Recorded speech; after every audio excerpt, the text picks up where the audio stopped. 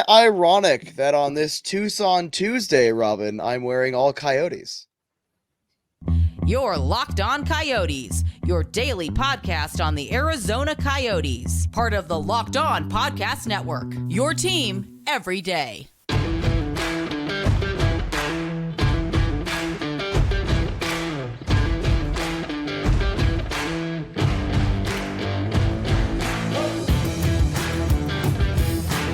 Welcome to the show, everybody. This is Locked On Coyotes, #1 daily podcast on the Arizona Coyotes. I'm your host, Robyn Leonio, alongside Matthew Jacobson. I want to thank everyone for making this show your first listen every day. We are free and available everywhere you get your podcast, including on YouTube, Sirius XM, and ad-free on Amazon Music. We got a great show on today's episode. It's a Tucson Tuesday on this wonderful Tuesday. One of my favorite days, Matthew. We're going to talk about where Tucson is at the standings, because they're continuing the rocket. Maybe some games not so much. Again, when they go better teams in the Pacific, sure. But hey, look, they're keeping strong in this Pacific Division, aren't they? No, not lately. Let's discuss a little bit. I was down there the other night, Friday specifically. So it's funny. I ended up missing the opportunity to watch Shane Doan play in an alumni game and watch Josh Doan play in those wonderful Phoenix Roadrunner throwback jerseys. I'm a little upsetty spaghetti about that. Not gonna lie, because I ended up choosing the Rattlers coverage over that, and the Rattlers didn't even have anything for me to do, so I just stayed clocked in and kept working at the arena, just so I at least made some money on that day. But the Tucson Roadrunners have actually had a struggling February. So they have one game remaining, and as of watching when this posts, it will be tomorrow, Wednesday the 28th, at Bakersfield, wrapping up 3 consecutive games against Bakersfield, 2 at home, 1 away. So I suppose the best place to start is just with how the month is going so far, Robyn. Starts off on the 2nd at San Diego with a 2-1 victory. Then on the 3rd at Coachella Valley, a 4-3 victory, starting it off 2-0, pretty hot. Then you go the 9th and 10th, you're in Iowa. Now, the Tucson had a really strong performance against Iowa at home the previous month. They get swept here 2-1 and 5-4. Then we have Matt Villalta getting called up on the 16th and 17th. Tucson was at home hosting Ontario. And despite the fact that Dylan Wells is a decent goaltender, gave up 8 goals in the first game. Now, they did bounce back and win 3-2 the next night. Then this weekend, they hosted Bakersfield, losing 3-2 in both outings. Interesting note, Tucson has had their last 3 consecutive games decided by a final score of 3-2. And out of the 8 games so far, let me just slowly count so I can make sure I'm getting everything correct. 1, 2, 3. They've won 3 of 8. 3 of 8. I wanted to make sure I got double checked it. They need to leave the month winning 4 of 9. Under 500, a bit of a struggling month. There have been a lot of call-ups, Robyn. But while I don't think their playoff ambitions are thrown in the garbage, I kind of would like Josh Doan to get 1 game and then Bill Armstrong trade for a lot of bottom 6 plugs, essentially, to force all the kids back in Tucson so they have here's the thing, though. You take a look at where they are in the standings right now. Mm-hmm. The Tucson Roadrunners are 3rd in the Pacific Division at 61 points, only 2 points behind Colorado, who's at 63. Mm-hmm. Points percentage is pretty close to 630, 622, because that's what we actually pay attention to more than just points in the AHL, because that's his teams play different number of games, except for the Pacific Division, which the American Hockey League is weird, guys. And then you have Coachella Valley, who's no surprise, the reigning Western Conference champions. Can I cut it real quick? Pacific Division went up to 72 this year, right? Or last year? Like it went up. They went up to 72. They went up to 72, but I think that includes because they have their own playoff. I think 4 teams out of the division make the actual playoffs. If I'm not mistaken. I'll be fully transparent. Same thing with college. I don't fully understand how the minutia of these The leagues. only reason why as I mentioned it, the Pacific Division, I believe has their own playoff, Mhm. mainly because the Pacific Division has 10 teams. That's true. It's the biggest division by at least 2. I'm a little confused, Robin. But then, like the Calgary Wranglers, you think like them and the Abbotsford Canucks would be in a different division? Like you'd think, but oh well. I thought that too. I was actually looking at that. I was like, at the very least, I would have figured the Calgary Wranglers, when they moved to Calgary from Stockton, Mhm. would have moved from the Pacific Division to the Central to kind of aid in a little bit of rebalancing. I can maybe understand that maybe the main reason is to keep travel costs low for when you coincide it a little bit with what the Calgary Flames are doing. So they're like, all right, we want to keep you on the West Coast in case the Flames are playing against a Pacific Division team, which most likely they are because they are a Pacific Division team. Then you can easily make the call up. I mean, that's fair. I think that's a way that I wasn't thinking about it. One more side note, just because like I'm just thinking about this. Didn't Utica relocate and become the Abbotsford Canucks? Did So, Utica come back? so the previous iteration of the Utica Comets moved to Abbotsford to become the Abbotsford Canucks, Mhm. and then the Binghamton Devils moved from Binghamton on Long Island to Utica to become the Utica Comets. Oh yeah, the Devils aren't there anymore. I shows you how much I care about the non-Pacific Division teams in the AHL. Not gonna, I'm not gonna lie, Robin. See, it's interesting because you take a look at some of the teams. There are like some AHL teams that will never change, Mhm. right? The Hershey Toronto Marlies. Bears, the Providence Bruins, the Toronto Marlies, Wilkes-Barre Scranton Penguins. Those will never change. I've never heard that name said. Can you say the Penguins one again? I've never heard it said. I always thought it was Wilkes-Barre, and I can't read. I also like say anything like BAR, like bar. So, but Wilkes-Barre is Scranton. Okay, okay. It's one of those things where legitimately I need someone to. If someone does not read it for me, I will not know how to There's pronounce a it. high chance I'm wrong, which is why I usually just say Scranton. Well, I'm pretty sure it says Scranton, even though I thought it was Scranton, but I see an N there. Scranton. And I'm gonna say right now, all right, if the N is silent, don't put the N there. Anyway, we The N have does exist, but we do have to take a brief break, but I do want to just set up a little bit. I want to talk about a couple statistics, maybe a couple of key players for the Roadrunners that aren't playing on the Roadrunners right now for various reasons. So, Robin, take it away.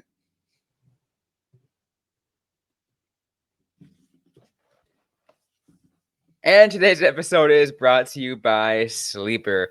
It's past the halfway point in the season. The NHL trade deadline is actually coming upon us relatively soon, regardless of where we are in the current standings, which is, on a free fall for Coyotes fans. I want to remind you that you can still win big by playing daily fantasy hockey on Sleeper, the official daily fantasy app of Locked On NHL Network. Sleeper is our number one choice for daily fantasy sports, and especially daily fantasy hockey, because with Sleeper, you can win 100 times your cash in daily fantasy hockey contests. All you got to do is pick what players you're going to take to win 100 times your money. You can do it alongside your friends, and not just with hockey, but with daily fantasy, NFL, NBA, MLB, and college football on one Sleeper. You can do it in a group and team chat functionality. Connect with other fans. Entries can be made in under a minute. All you gotta do is pick whether studs like let's say Dylan Gunther will record more or less than their sleeper projections of things like assists, saves, plus, minus, and more in a given game. To win 100 times bet, you need to correctly put in the outcome of 8 player stats. You heard me, Coyotes fans. You can win 100 times your money playing daily fantasy hockey on Sleeper. So start paying attention and nail your picks so you can start winning big. Use the promo code LOCKEDONNHL and you get up to $100 match on your first deposit. Terms and conditions apply. That's code LOCKEDONNHL. See Sleeper terms of use and details for and locational availability. I just realized I used the wrong overlay too, huh? Well. No, I am going to redo that because I cannot do that in That looks terrible in post. All right, ready? Are you gonna remember to edit it? Yes. Okay, go ahead. It's gonna suck though, but. And today's episode is brought to you by Sleeper, where it's past the halfway point in the season, Coyotes fans. Regardless of where we are in the current standings, I remind you that you can win big by playing daily fantasy hockey on Sleeper, the official daily fantasy app of the Locked On NHL Network. Sleeper is our number one choice for daily fantasy sports, and especially daily fantasy hockey. Because of Sleeper, you can win 100 times your cash in daily fantasy hockey contests. And it goes beyond daily fantasy hockey. You can do daily fantasy NFL, NBA, MLB, college football, all on Sleeper. Do it alongside your friends in group team chat functionalities. Connect with other fans even. Entries can be made in under a minute. All you got to do is pick whether or not studs like Dylan Guenther or Logan Cooley will record more or less than their Sleeper projections for things like goals, assists, saves, plus, minus, and more in a given game. To win 100 times your bet on Sleeper, you need to correctly predict the outcome of 8 player stats. You heard me, Coyotes fans. You can win 100 times your money playing daily fantasy hockey and Sleeper, so start paying attention and nail your picks so you can start winning big. Use the promo code LOCKEDONNHL. You get up to $100 match on your first deposit. Terms and conditions apply. That's code LOCKEDONNHL. See Sleeper terms of use for details and locational availability.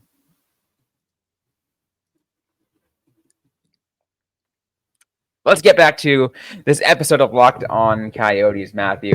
On this Tucson Tuesday.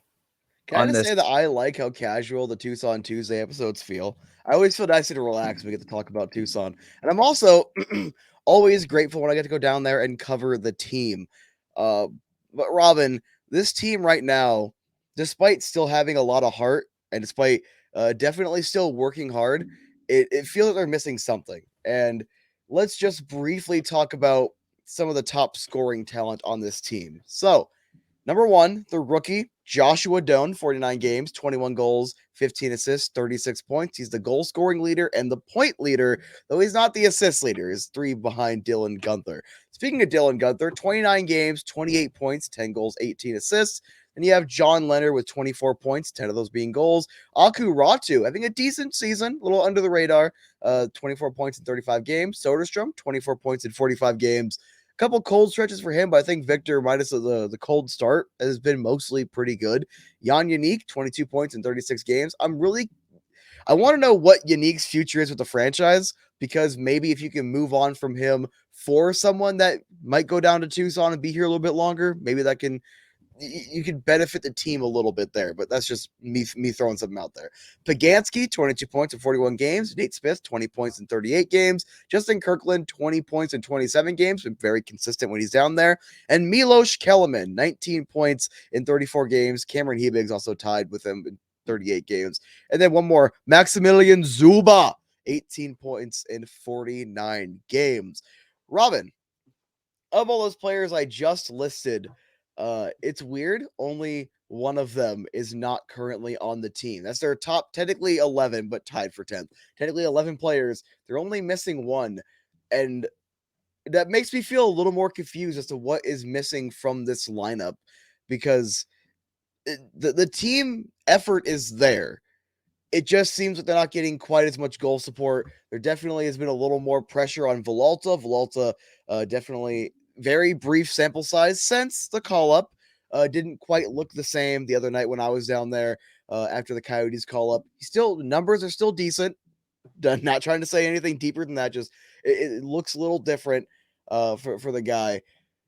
What do you think could potentially be missing here from a little bit of an outside perspective, and kind of tie into what do you think was it John Ferguson Jr. could do, because he has some autonomy, or Bill Armstrong could do to assist down there? I think a lot of that's just going to have to go with what, they have to focus on what they have right now. I don't think there's much they can add, especially with the trade deadline coming up. In fact, they might even lose some pieces. Mm-hmm. But they still got some. I'm looking at the Coyotes roster right now, and there are 3 waivers exempt players that can get sent down for, quote, paper transactions, kept right back up, and be ready for the Calder Cup playoffs should that come around. All right. Those 3 players, Dylan Guenther, who played a decent part of the season already with Tucson, mm-hmm. Logan Cooley, who I have no doubt probably will spend his, that season. All you need is a paper transaction. Gets sent down the day of the trade deadline, gets sent right back, and then gets called right back up. Because he's waiver exempt, you can do that. And Michael Kesselring. That player was added when the Calder Cup playoffs around. That's the kind of level of injection that you have players who are getting significant NHL experience. It's going to help them make an insane push for the playoffs.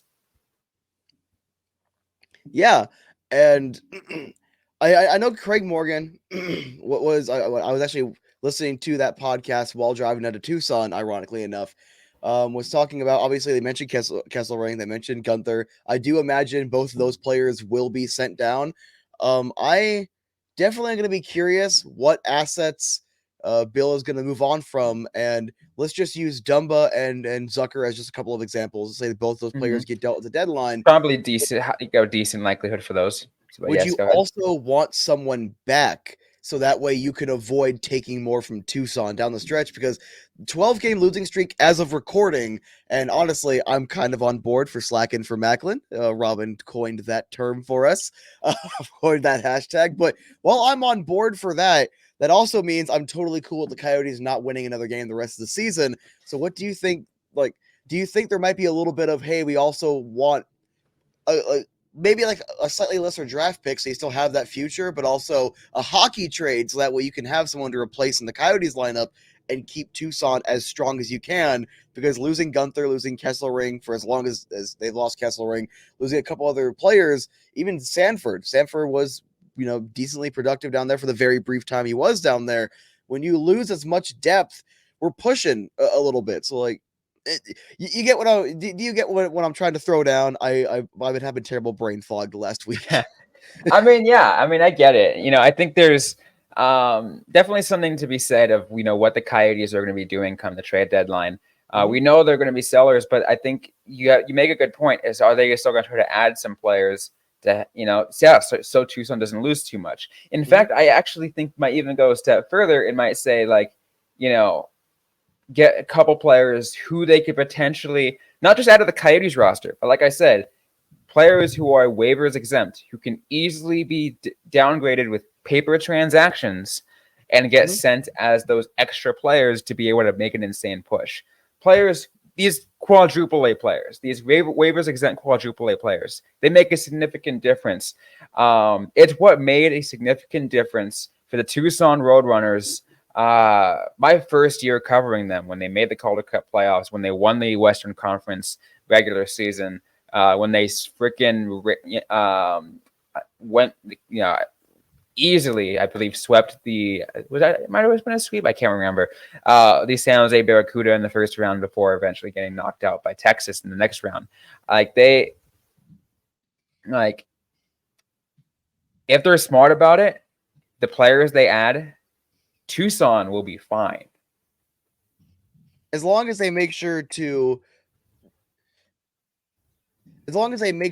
add whatever they're subtracting, because like right now, here are the players that are actually, let me pull it up real quick. I actually had these scratches from the most recent game when I was down there, so I would imagine it's not much different. I think Colin Tyson got to play the next night, which is the only real difference.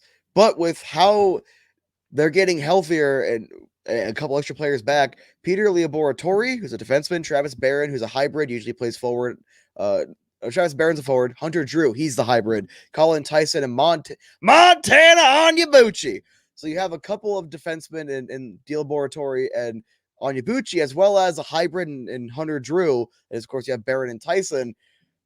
They have a little bit of depth to be able to weather some of it, but I feel like they're not as much of that playoff team if they're relying that deep.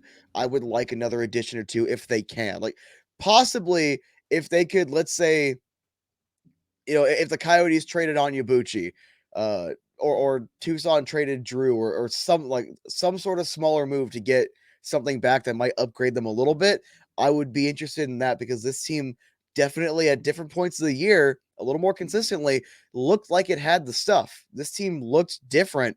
and I really want to see what this team could do in the playoffs because they genuinely could. If you add Kesselring, you add Gunther, and if you can even convince Cooley just for the playoffs, and I have no idea what I do know I that mean, I don't even it's know going to how be an much agent conversation. I don't even Talk know to how the much of agent. convincing though, because like I said, Cooley's waivers exempt.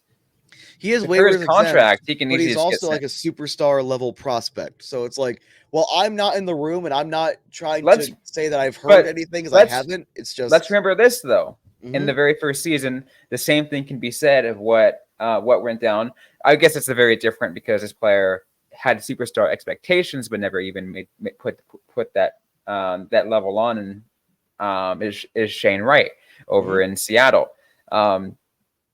So like he got sent down to Coachella Valley, and people were kind of like even wondering too what at that time, obviously, very different situation because they're wondering, oh, Shane Wright might have not, might be slower on his development, making it NHL ready. So he's going to be in the AHL, but still, regardless, in the AHL, like he's phenomenal in the AHL.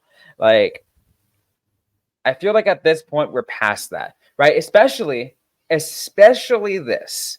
Like I'm not saying because, like I said, you're only sending Cooley down as a paper transaction come the trade deadline, bringing him right back up until the end of the regular season, and then the Calder Cup playoffs begins, and he's eligible for the Calder Cup playoffs because why? He was on the Roadrunners roster at the time of the trade deadline, but he did not play a single Roadrunners game. That's what I mean by paper transactions. Yes, but my concern, and like I said, I haven't heard anything on this. It's just because of where he was picked, how he's been an everyday NHLer. There is a fundamental difference between Shane Wright and Logan Cooley. Logan Cooley is an everyday NHLer. He is just straight up a better But player the at right different, this point in his development. but again, the difference here is like the Coyotes have no shot on the playoffs. Like I don't see what downside there would be to sending a guy like Cooley down again, specifically for the Calder Cup playoffs, so he gets more playing time, one, and gets postseason experience. So it prepares them for the postseason when the Coyotes eventually make it in a couple years down the road. We're on the same page there. My concern is because of those factors with Logan himself, and it would have to be a conversation with him, his agents, Bill Armstrong. I do not know how he's going to react. And Dylan Gunther, to be frank, was pissed when he was sent down, but he did everything the right way. He was sent down And mid-season though, and he actually had to play games. yeah, but what I'm saying is like Cooley doesn't necessarily have to play in the playoffs. It could be a thing where like it Yeah, but see, causes there's a a difference. rift. No, but see, there's a difference here, right? Mhm. The Coyote season is over. There's no more hockey to be played. Yeah, so And, then the, and why the, would he want to go that's down to the Tucson? difference. That is because you can play in the playoffs. Yeah, That's but what what if I'm he doesn't saying. want to? Is my concern. What if he didn't want to?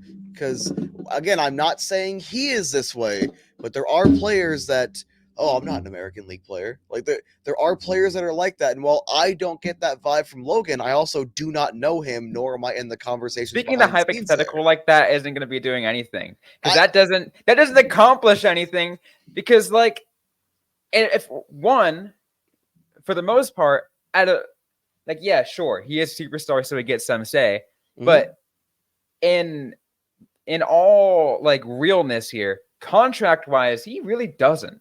He gets sent down. He gets sent down. Yeah, but you really don't want to pull that power move. Like the only thing I'm saying is when Craig Morgan is talking about this, even if he's not definitively saying something, my ears are perked up and I'm asking a couple questions. So I want it as a mental note. Again, I'm not assuming anything about Logan. I'm not assuming And nothing. again, I can 100% understand that could be an issue if he gets sent down and actually has to play regular season games. There's a difference between getting sent down and having to play regular season games and getting sent down after the NHL regular season is over and plays in the Calder Cup playoffs because he is eligible via the paper transaction at the trade deadline. That's all I'm saying to keep out. Watch out for. I know.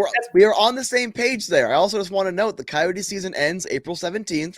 The Roadrunners season after April 17th, they play on the 17th. They also play on the 19th and 20th. He technically could play 2 regular season games before the playoffs, technically speaking. And like I said, the only thing I'm saying is it has to be a he is conversation between eligible. everyone involved.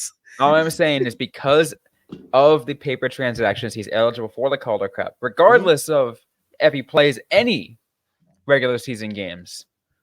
Obviously, you still make him eligible in case. I'm just saying I don't know how it's going to play out. But we are way overdue for a break.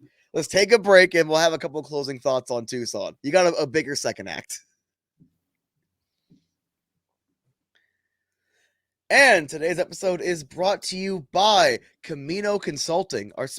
You've heard our online families and couples course is taking advantage of the Locked On 25% discount running to the end of the month. But what about live seminars? In both sports and business, the challenge is differentiating candidates and recruits is an endless battle. Everyone can demonstrate their measurables and qualifications, but we all know that it's the intangibles that matter when those things are similar. Contact Camino Consulting for their team and management seminars to get a peek behind the curtain to watch your next recruiting class or hiring group become one of the most effective you've ever seen. Both because you identified the right candidates and because you've learned how to communicate and motivate them in accord with their own preferences. But you aren't in business management or working with a team. We pay but you aren't in business management or working with a team. We pay referrals, make some money, making your workplace and favorite teams better. Every group works together better at the end a year one than a week one. So contact Camino Consulting at caminoconsulting.ca and get on the fast track to understanding.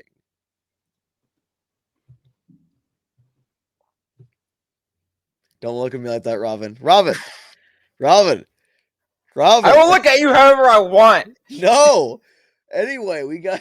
You know what? Not only is this my show, but remember what today is.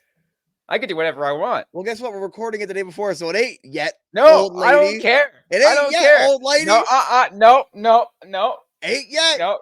Everyone's listening to this show on Tuesday. So I'm not recording it on Tuesday, so take that. Look, let's. Tucson was leading the Pacific Division at one point. Before this month has been a little bit of a struggle. They were actually number 1 in the West for about 2 days. Milwaukee on this ridiculous streak. I think that just came to an end. And Tucson was ahead of Colorado by about 4 or so points. They are now behind by 2. They're behind 6 points on Coachella Valley. They do need, coming up here, they need to end the month with a win. They have to beat Bakersfield. You can't get swept in all 3 games. Then March 1st and 2nd, they're taking on Henderson. They then take on Calgary at home on the 5th and 6th. Coming up, it's a lot of division games. It kind of feels similar to a college schedule, funny enough, where it's a lot of rivalry stuff down the way. Henderson is not as good. However, Bakersfield also wasn't as good, and Ontario also wasn't as good. They're very similar levels of compete. Tucson needs to bounce back. They have to finish this month strong with that win against Bakersfield, and then you have to get a sweep against Henderson and at least split Calgary, start getting the forward momentum back, start getting these points back. And I know Coach Potvin, I have a lot of faith in him. I really want to see how he rallies the guys, because it's not like out of the last couple games they've lost, they were only blown out in the one game against Ontario. The other losses were 2-1, 5-4, 3-2, 3-2. All 1-goal losses. The team stays competitive. They stay in these games, Robyn. I just really want to know if this month is a bit of an outlier with, again, a little bit of a struggle, or if it's kind of the end of that run, kind of like we see with the Coyotes. And I would like to see no synergy in that context. You don't want to see both teams tapering off, but I think Tucson should be built more for the AHL level of playoffs. And I really want to see how they bounce back and what roster additions and adjustments they can make. Yeah, and there certainly will be a lot of question marks, like I said, with that trade deadline and coming up, a lot of other things.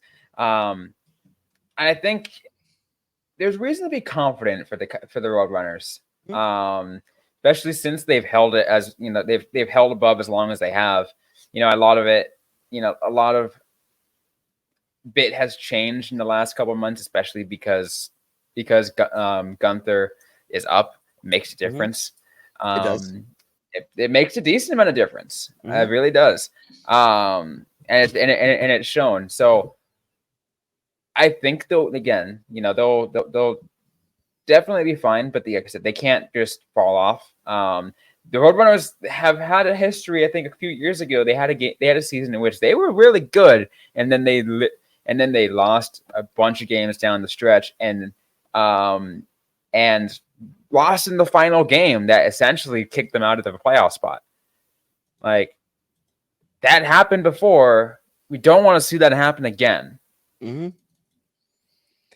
What do you think should be the most important thing right now to make sure that does not repeat itself? What do you think is the most important thing for the coaching, the GM down there, everything right now to make sure that does not happen? I think it's interesting because I think there's many different things that Steve Potvin can do, right? I think,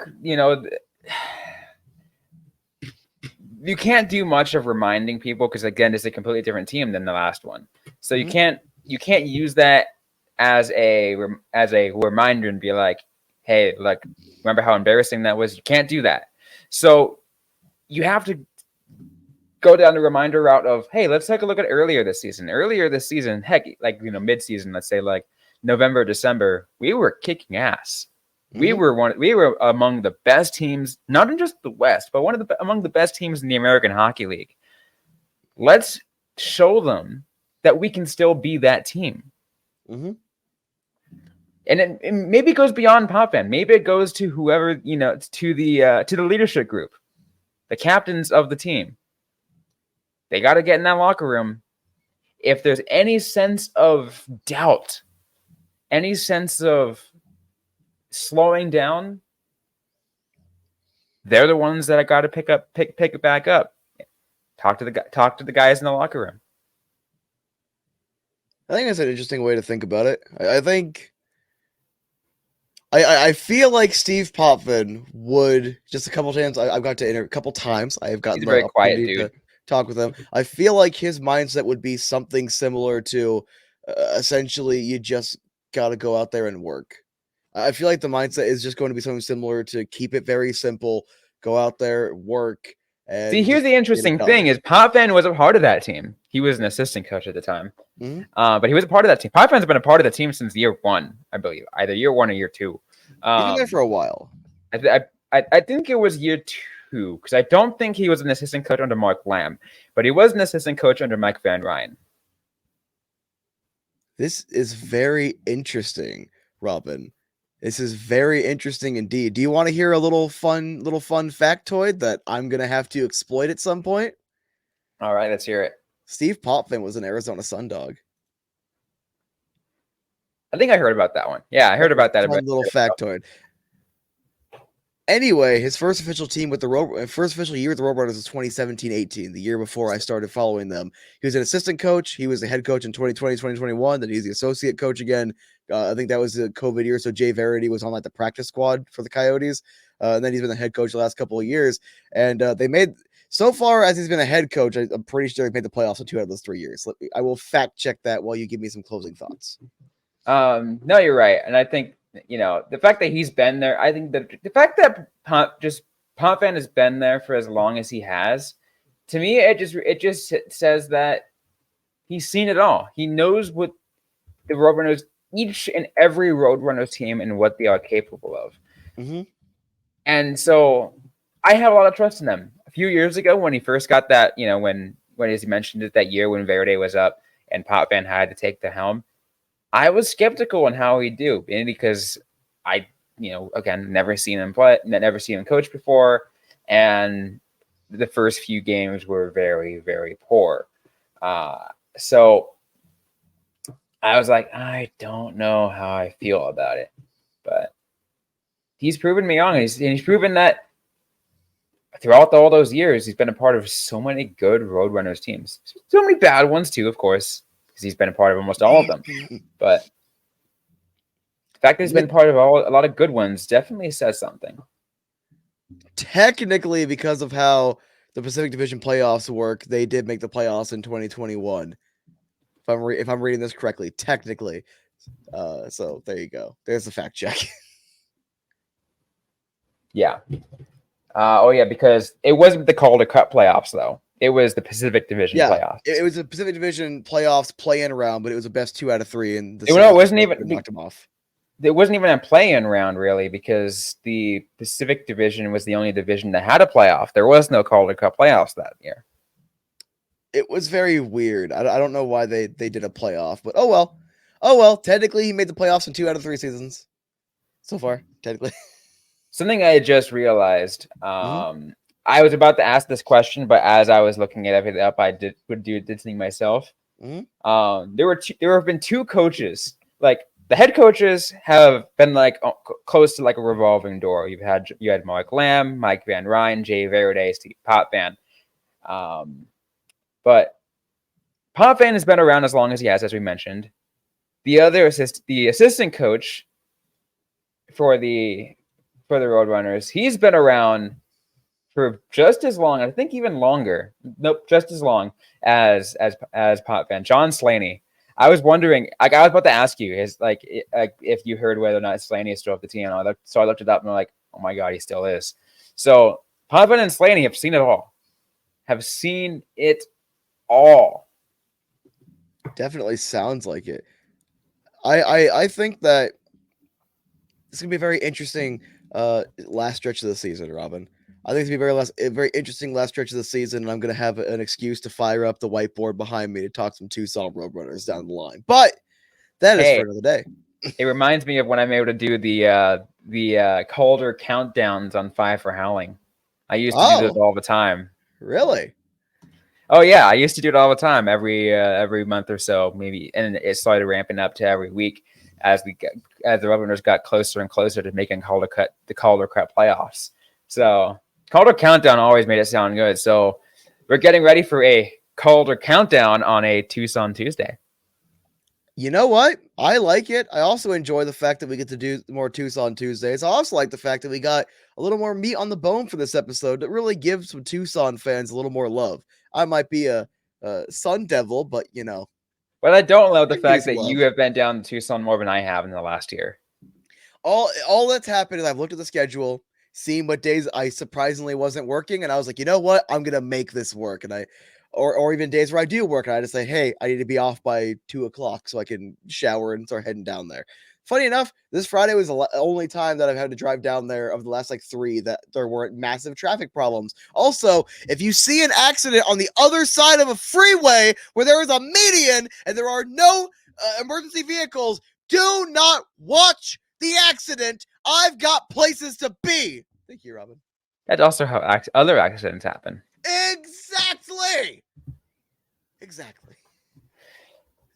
Anyways, that's going to be it for this episode of Tucson Tuesday. If you like what you heard, definitely leave a review, like, comment, subscribe if you have yet to already. We're available everywhere you get your podcast, including on YouTube, SiriusXM, and ad-free on Amazon Music. Speaking of SiriusXM, be sure to check out and listen to the Coyotes game tonight against the, I believe it's the Montreal Canadiens. Go ahead and listen to that game on the SiriusXM radio app or SiriusXM in your car. Just be able to, if you're on the app, just go ahead and open the app and search up Coyotes. Otherwise, if you don't forget to interact with us on social media. We're on Facebook, facebook.com/LockedOnCoyotes, and on X at @LO_Coyotes. I am personally at Robyn_Leonio. Matthew Jacobson is at the AZ Sports Guy. Interact with us, ask a question you might have. We might answer right back on a future episode of the Locked On Coyotes podcast. Thanks again, everyone, for listening to today's episode. Hope you guys are staying safe out there. Hope you guys are staying healthy. And don't forget to howl on.